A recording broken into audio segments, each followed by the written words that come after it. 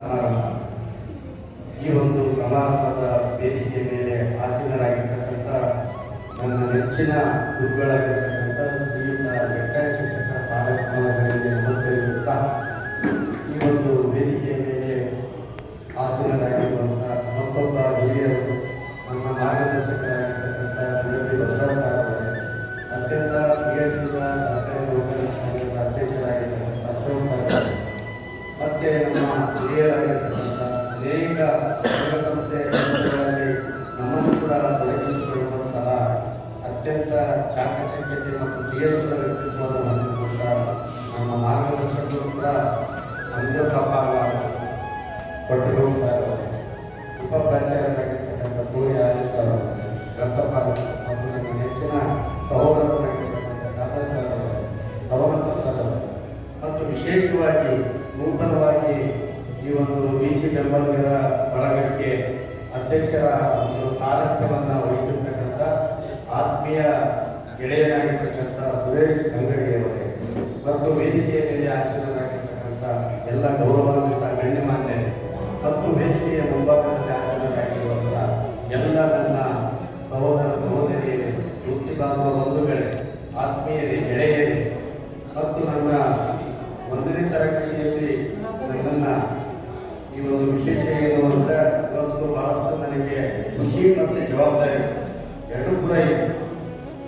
ಈ ಒಂದು ಸಂದರ್ಭದಲ್ಲಿ ಸ್ವರ್ಗಸ್ಥರಾಗಿರ್ತಕ್ಕಂಥ ನನ್ನ ತಂದೆ ತಾಯಿಯವರನ್ನು ಸ್ಮರಿಸುತ್ತಾ ನಾನು 1ನೇ ತರಗತಿಯಲ್ಲಿದ್ದಾಗ ನಮ್ಮ ಅತ್ತಿಗೆಯವರು ನನ್ನನ್ನು ಸ್ನಾನ ಮಾಡಿ 1ನೇ ತರಗತಿಗೆ ಮಾಡಿಕೊಂಡು ಕಳಿಸಿರ್ತಕ್ಕಂಥ ಮಾತೃಶ್ರೀಯಾಗಿರ್ತಕ್ಕಂಥ ಅತ್ಯನವರು ಹಾಗೂ ಈಗ ಈ ಒಂದು ಸಂದರ್ಭದಲ್ಲಿ ನನ್ನನ್ನು ಎಚ್ಚರಿಸುತ್ತಾ ನನ್ನ ಬೇಕು ಬೇಡಗಳನ್ನು ಜಾರಿ ಸಮಯದಲ್ಲಿ ನಾನು 8 ಗಂಟೆಗೆ ಹೊಂಟೀನಿ ಅಂದರೆ 7:30ಗೆ ಊಟ ಉಪಚಾರ ನಡೆಯಿರುತ್ತೆ.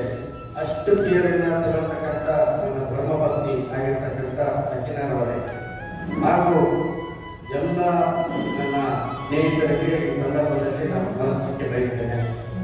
ಸೊ ನನ್ನ ಪ್ರಪ್ರಥಮವಾಗಿ ನನ್ನ ಒಂದು ಅಲ್ಪ ಸೇವೆಯನ್ನು ಬಹು ದೊಡ್ಡ ಸೇವೆ ಅಂತ ಪರಿಗಣಿಸಿ ನನಗೆ ಪ್ರಶಸ್ತಿಗೆ ಭಾಜನರಾಗಿಸುವುದಕ್ಕಾಗಿ ನಾನು ಬೀಚಿ ಬೆಂಬಲಿಗರ ಬಳಗದ ಸರ್ವ ಸದಸ್ಯರಿಗೆ ಅಧ್ಯಕ್ಷರಾದಿಯಾಗಿ ಮತ್ತು ನಿಕಟಪೂರ್ವ ಅಧ್ಯಕ್ಷರು ಇವೆಲ್ಲರಿಗೂ ಕೂಡ ನಾನು ಮೊಟ್ಟ ಮೊದಲಿಗೆ ಅಭಿನಂದನೆಗಳನ್ನು ಸಲ್ಲಿಸ್ತೇನೆ.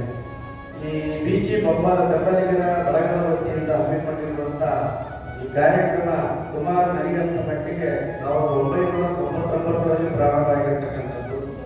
98ರಲ್ಲಿ ನಾನು 2000 ಇಸ್ವಿಯಲ್ಲಿ ಜಂಗಣ್ಣನವರು ಇವರನ್ನು ಉತ್ತಮ ಶಿಕ್ಷಕ ಪ್ರಶಸ್ತಿಗೆ ಆಯ್ಕೆ ಮಾಡಿದಾಗ ಸೊ ನಾನೇ ಅವರು ಸಂದರ್ಶನಕ್ಕೆ ಹೋಗಿದ್ದೆ. ಅದು ಬಹಳಷ್ಟು ವಿಶೇಷವಾಗಿರ್ತಕ್ಕಂಥ ಒಂದು ಅನುಭವ ನನಗಾಗಿದೆ. ಸೊ ಇದು ಒಳ್ಳೆಯ ಒಂದು ಕಾರ್ಯ. ಆ ಸಂದರ್ಭದಲ್ಲಿ ಎಲ್ಲ ಅಧ್ಯಕ್ಷರಾಗಿದ್ದರು ಮತ್ತು 2001 ಇಸ್ವಿಯಲ್ಲಿ ನಾನು ಮುಕ್ತಕ್ಕೆ ಕಲಿಯುವ ಶಿಕ್ಷಕರನ್ನು ಇದಕ್ಕೆ ಈ ಒಂದು ಸಮಿತಿಯ ಮುಂದೆ ಹೆಸರನ್ನು ಪ್ರಸ್ತಾಪಿಸಿದ್ದೆ. ನಾನು ಬಹಳ ಹಿರಿಯರ ಬಹಳ ಅವರೆಲ್ಲ ರಾಮಾಯಣ ಮಹಾಭಾರತದ ಕೆಲವು ಘಟನೆಗಳನ್ನು ಅವ್ರ ಬಾಯಲ್ಲಿ ಕೇಳಬೇಕು, ಬಹಳ ಅದ್ಭುತವಾಗಿರ್ತಕ್ಕಂಥದ್ದು. ನಾನು ಅವ್ರ ಜೊತೆಗೆ ಕೆಲಸ ಮಾಡೀನಿ ಅನ್ನೋದೇ ನನಗೆ ದೊಡ್ಡ ಹೆಮ್ಮೆ. ಸೊ ಆ ಸಂದರ್ಭದಲ್ಲಿ ಅವರು ಕೂಡ ಪರಿಚಯಿಸಿದ್ದೆ. ನನ್ನ ಒಂದು ಮಾತಿಗೆ ಅವರೆಲ್ಲರೂ ಕೂಡ ಸಾಮರ್ಥ್ಯ ವ್ಯಕ್ತಪಡಿಸಿ ಇವತ್ತು ಅವರು ಕೂಡ ಆ ಒಂದು ಸನ್ಮಾನಕ್ಕೆ ಪಾತ್ರರಾಗಿರ್ತಿದ್ರು. ಸೊ ಅಂಥ ಒಂದು ಸಂದರ್ಭದಿಂದಲೂ ಕೂಡ ನಾನು ಬೀಚಿ ಈ ಗ್ರಂಥಾಲಯದ ಬಗ್ಗೆ ಬಹಳ ಹೆಮ್ಮೆಯಾಗಿದೆ. ಇವತ್ತಿನ ದಿನಮಾನಗಳಲ್ಲಿ ನಮ್ಮ ಕೊಟ್ಟಗಳು ಸರ್ ಹೇಳಿದಂತೆ ಮತ್ತೆ ಪ್ರದೀಪ್ ಸರ್ ಹೇಳಿದಂತೆ ಇವತ್ತು ಮಾರುಕಟ್ಟೆಯಲ್ಲಿ ನಿಗದಿಯಾಗುವಂಥ ಒಂದು ಸಂದರ್ಭಗಳು ಇವತ್ತು ಪ್ರಶಸ್ತಿ ಅಂತಕ್ಕಂಥದ್ದು. ಸೊ ಇಂಥ ಒಂದು ಸಂದರ್ಭದಲ್ಲಿ ನಮ್ಮಂಥ ಸಣ್ಣವರನ್ನು ಗುರುತಿಸಿ ಇವತ್ತು ಏನು ಪ್ರಶಸ್ತಿ ಕೊಡ್ತಾ ಇದ್ದಾರೆ, ನಿಜವಾಗ್ಲೂ ಇದು ನನ್ನ ಪಾಲಿಗೆ ರಾಜ್ಯ ಮತ್ತು ರಾಷ್ಟ್ರ ಪ್ರಶಸ್ತಿಗಿಂತ ಹೆಚ್ಚು ಅಂತ ಸೊ ನನಗೆ ಪ್ರಶಸ್ತಿಗೆ ಆಯ್ಕೆ ಮಾಡಿದಾಗ ಅನೇಕ ಪತ್ರಕರ್ತರ ಮಿತ್ರರು, ನನ್ನ ಆತ್ಮೀಯ ಗೆಳೆಯರು ಎಲ್ಲರೂ ಕೂಡ ನನಗೆ ಫೋನ್ ಮಾಡಿ ಹೇಳಿದರು. ಆಮೇಲೆ ನನ್ನ ಈ ಒಂದು ತಾಲೂಕಿನಲ್ಲಿ ಕೆಲಸ ಮಾಡಿರ್ತಕ್ಕಂಥ ಮಾನ್ಯ ಅಧಿಕಾರಿ ವರ್ಗ ಚಂದ್ರ ಸರ್ ಆಗಿರ್ಬೋದು, ನಾಗರಾಜ್ ಸರ್ ಆಗಿರ್ಬೋದು, ಹರಿಗುರು ಸರ್ ಆಗಿರ್ಬೋದು ಫೋನ್ ಮಾಡಿ ತಿಳಿಸಿದ್ರು. ನನಗೆ ಅವಾಗ ಅನ್ನಿಸ್ತು ನಾನು ಸ್ವಲ್ಪ ಮಟ್ಟಿಗೆ ಅರ್ಹದೇನೇನೋ ಅಂತ ಆ ಸಂದರ್ಭದಲ್ಲಿ ಭಾವಿಸಿದೆ. ಸರ್ ಫೋನ್ ಮಾಡಿ ಇದೇ ನನ್ನ ದೊಡ್ಡ ಪ್ರಶಸ್ತಿ ಅಂತ ಭಾವಿಸಿದೆ ಅಂತ ಹೇಳಿ ನಾನು ಹೇಳಿದೆ. ನಿಜವಾಗ್ಲೂ ನನಗೆ ಭಾಳ ಸಂತೋಷ. ಈ 2017, 18, 19 ಸಾಲಿನಲ್ಲಿ ನಮ್ಮ ಚಂದ್ರಪ್ಪರು ಯಾರು BRC ಕೋಆರ್ಡಿನೇಟರ್ ಆಗಿದ್ರು. ಅವ್ರು ಯಾಕೋ ನನಗೆ ಮನೆ ಕಡೆ ಕಳಿಸಿದ್ರು, ಸರ್ ನಿಮ್ಮ ಬಗ್ಗೆ ಸ್ವಲ್ಪ ಮಾಹಿತಿ ಹೇಳಿದ್ರಿ ಅಂದರು. ನಂದೇನು ಮಾಹಿತಿ ಇಲ್ಲ ಸರ್, ನೀವೇನು ಕಾರ್ಯಕ್ರಮ ಮಾಡ್ತೀವಿ ಅವೆಲ್ಲ ದಾಖಲೆ ಮಾಡ್ಕೊಂಡಿದ್ದಿಲ್ಲೇನು ಅಂದರು. ಸರ್ ನನಗೆ ಸಂಬಳ ಕೊಡ್ತಾರೆ ಸರ್, ದಾಖಲೆ ಮಾಡೋ ಪ್ರಶ್ನೆನೇ ಇಲ್ಲ ಅಂತ ಹೇಳಿದೆ. ಸರ್ ಯಾಕೆ ನಿಮ್ಮ ಬಗ್ಗೆ ಮಾಹಿತಿ ಹೇಳಿ ಸರ್, ನಾನು ಶಿಫಾರಸು ಮಾಡ್ತೀನಿ ಅಂದರು. ಸರ್ ನೀವು ಶಿಫಾರಸು ಮಾಡಿ ನನಗೆ ಪ್ರಶಸ್ತಿ ಕೊಡಿಸಿದ್ದಕ್ಕಿಂತ ಭಾಳ ಸಂತೋಷ ಆಯ್ತು ಬೇಡ ಸರ್ ಅಂತ ಹೇಳಿದೆ. ಇವಾಗ ಬೆಳಗ್ಗೆ ನಾವು ಫೋನ್ ಮಾಡಿ ವಿಶ್ ಮಾಡಿದ್ರು, ನನಗೆ ಭಾಳ ಖುಷಿ ಆಯಿತು. ಸೊ ನಿಮಗೆ ಕ್ರೆಡಿಟ್ ಗೋಸ್ಟು PG ಮೆಂಬರ್. ಈ ಸಂದರ್ಭದಲ್ಲಿ ನಾನು ಈ ಒಂದು 31 ವರ್ಷಗಳ ಒಂದು ಸೇವೆಯಲ್ಲಿ ನಾನು ಕೂಡ್ಲಿಗಿಯಲ್ಲಿ, ಮುದ್ದಾಪುರ ಹೊಸತಾಂಡ, ಅದಾದ ನಂತರ ಹೊತ್ತಗಿ, ಅದಾದ ನಂತರ ಕೊಟ್ಟಿಕಲ್ ಕ್ಯಾಂಪ್, ಅದಾದ ನಂತರ ಕೊಟ್ಟಿಕಲ್ ಕ್ಯಾಂಪಿಂದ ಈ ಪ್ರೌಢಶಾಲೆಗೆ ಬಡ್ತಿ ಹೊಂದಿ ಸರ್ಕಾರಿ ಪ್ರೌಢಶಾಲೆ ಸ್ವಾಮಿ ವಿವೇಕಾನಂದ ಸರ್ಕಾರಿ ಪ್ರೌಢಶಾಲೆ ಹೊಲದಲ್ಲಿ ಕೆಲಸ ಮಾಡಿದೆ. ಅದರ ಜೊತೆಗೆ 9 ವರ್ಷದಲ್ಲಿ ಈ ಮಾಜನಹಳ್ಳಿಯಲ್ಲಿ ಕೆಲಸ ಮಾಡಿದೆ. ಈಗ ಒಂದು ತಿಂಗಳ ಹಿಂದೆ ನಾನು ಸೋಗಿಗೆ ಬಂದೆ. ಈ ಎಲ್ಲ ಪ್ರಶಸ್ತಿ ಅವರು ಎಲ್ಲರಿಗೂ ಕೂಡ ನಾನು ಈ ಸಂದರ್ಭದಲ್ಲಿ ನನ್ನ ಜೊತೆ ಕೆಲಸ ಮಾಡಿರ್ತಕ್ಕಂಥ ಎಲ್ಲ ನನ್ನ ವೃತ್ತಿ ಬಾಂಧವ ಬಂಧುಗಳಿಗೆ, ನನ್ನ ವಿದ್ಯಾರ್ಥಿಗಳಿಗೆ, ಆಯಾ ಊರಿನ ಗೌರವಾನ್ವಿತ ಎಲ್ಲ ನನ್ನ ಮಹಾಪ್ರಜೆಗಳಿಗೆ, ಜನರಿಗೆ ಈ ಸಂದರ್ಭದಲ್ಲಿ ನಾನು ಕೃತಜ್ಞತೆಯನ್ನು ಹೇಳಲಿಕ್ಕೆ ಬಯಸ್ತೇನೆ. ಯಾಕಂದ್ರೆ ಅವರ ಸಹಕಾರ, ಸಹಾಯ, ಮಾರ್ಗದರ್ಶನ ಇವತ್ತಿನ ಈ ಸ್ಟೇಜಿಗೆ ತಂದು ನಿಲ್ಲಿಸಲಿಕ್ಕೆ ಅವರೆಲ್ಲರೂ ಕೂಡ ಕಾರಣ ಅಂತ ಈ ಸಂದರ್ಭದಲ್ಲಿ ನಾನು ಹೇಳಿಕೆ ಬಯಸ್ತೇನೆ. ನನಗೆ ಅವ್ರು ನೋಡಿದ್ರೆ ಇನ್ನೂ ಕೂಡ 8ನೇ ಕ್ಲಾಸ್ ಅಂತ ಸ್ವಲ್ಪ ಆ ತಡವಾಗಿ ಮಾತಾಡಲಿಕ್ಕೆ ಪ್ರಯತ್ನ ಮಾಡಿ. ಇವತ್ತಿಗೂ ಕೂಡ ನಾನು ನನ್ನ ಜೀವನದಲ್ಲಿ ಕಲಿತಿರ್ತಕ್ಕಂಥದ್ದು ಎರಡು. ಒಂದು ಪಂಡಿತ್ ದೀನ್ ದಯಾಳ್ ಉಪಾಧ್ಯಾಯ ಅವರು ಒಂದು ಮಾತನ್ನು ಓದಿದ್ದೆ ನಾನು. ಸೇವೆಗೆ ಮುಂದಾಗುವ ಮೊದಲು ಪ್ರೀತಿಸುವುದನ್ನು ಕಲಿ, ಪ್ರೀತಿ ಇಲ್ಲದೆ ಮಾಡಿದ ಸೇವೆ ಅದು ಖಂಡಿತ ಸೇವೆಯಾಗುವುದಿಲ್ಲ.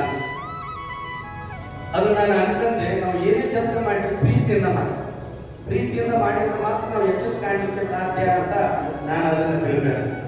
ಅದರ ಜೊತೆಯಲ್ಲಿ ಯಾವಾಗ ಆ ಒಂದು ವಿಚಾರ ನಾನು ತಿಳ್ಕೊಂಡು ಅಲ್ಲಿಂದ ನಮ್ಮ ಸರ್ಕಾರಿ ಶಾಲೆಯಲ್ಲಿ ಎಂಥ ಮಕ್ಕಳು ಬರ್ತಾರೆ ಅಂತಕ್ಕಂಥದ್ದನ್ನ ನಾನು ಆಲೋಚನೆ ಮಾಡಿದೆ.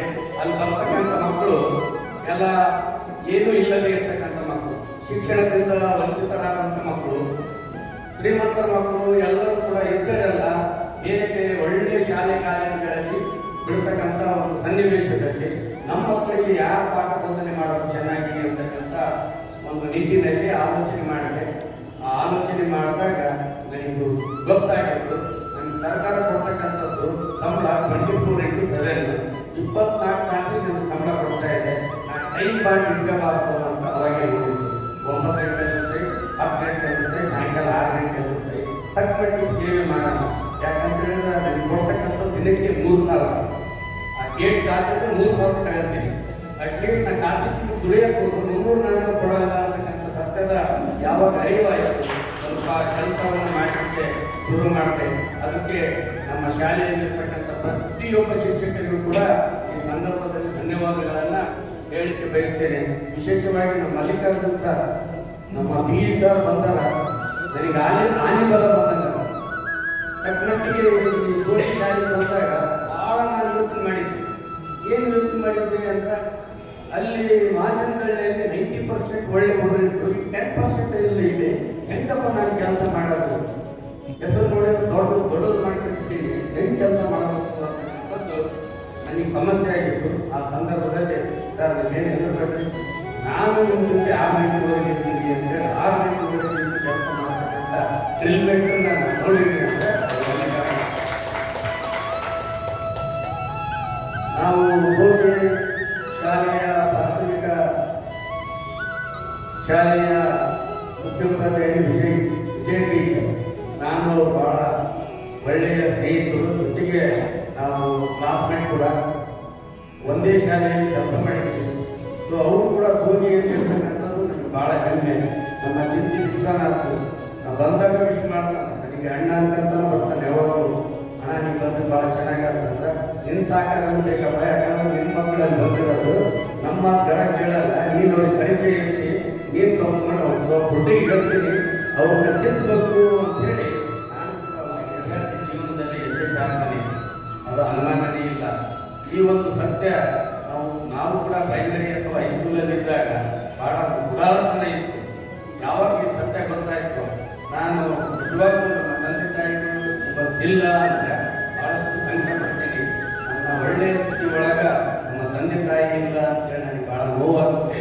ಸೊ ನಾನು ನಮ್ಮ ಅಣ್ಣ ಮತ್ತು ನಮ್ಮ ಅತ್ತಿಗೆಯರಲ್ಲಿ ಆ ಸ್ಥಾನವನ್ನು ನಾನು ನೋಡ್ತಾ ಇದ್ದೀನಿ.